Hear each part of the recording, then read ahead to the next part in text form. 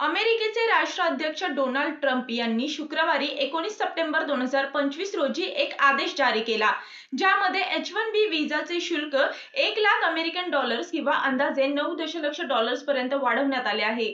Trump यांच्या या निर्णयामुळे अमेरिकेतील भारतीय कामगारांवर याचा विपरीत परिणाम होण्याची शक्यता आहे. दरम्यान, शुक्रवारी ट्रम्प यांनी हा आदेश काढल्यानंतर व्हाईट हाऊसच्या एका अधिकाऱ्याने शनिवार दिनांक 20 सप्टेंबर 2025 रोजी हे स्पष्ट केलं की H-1B व्हिसासाठी 1 लाख अमेरिकन डॉलर्स शुल्क फक्त नवीन अर्जदारांना लागू असणार आहे.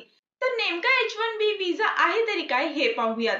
H-1B व्हिसा हा American non immigrant work visa आहे. या व्हिसा अंतर्गत अमेरिकन कंपन्यांना परदेशी कामगारांना कामावर ठेवता येते.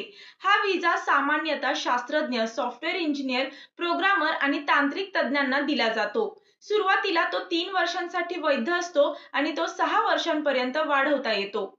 तर नवीन नियम काय आहेत आणि ते कधीपासून लागू होणार आहेत ते पाहूयात.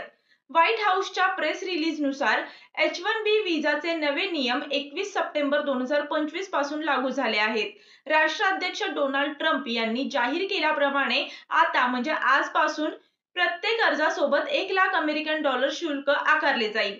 या शुल्काशिवाय दाखल केलेले अर्ज हे अवैध मानले जातील आणि अशा कामगारांना अमेरिकेत प्रवेश दिला जाणार नाही.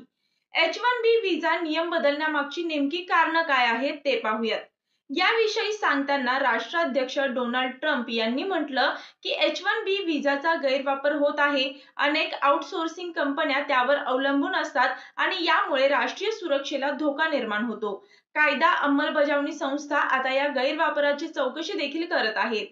नवीन नियमांनुसार कंपन्यांनी कोणत्याही H-1B याचिकेवर प्रक्रिया सुरू करण्यापूर्वी शुल्क भरल्याचे प्रमाणपत्र घेणे अनिवार्य आहे. हे प्रमाणपत्र त्यांना स्वतःकडे सुरक्षित ठेवावे लागेल आणि गरज लागली तर सरकारकडे सादर देखील करावं लागेल. नवीन H-1B व्हिसा नियमांमध्ये नेमके कोणते बदल आहेत ते पाहूयात. हे एकवेळ शुल्क आहे जे फक्त प्रत्येक नवीन H-1B व्हिसा अर्जावर लागू होईल. हा नियम फक्त नवीन व्हिसांना लागू होईल, विद्यमान व्हिसा धारकांना किंवा त्यांच्या नूतनीकरणासाठी नाही आहे. पुढील H-1B लॉटरी सायकलमध्ये हा नियम पहिल्यांदा लागू होईल. याचा परिणाम 2025 च्या लॉटरीच्या विजेत्यांवर होणार नाही.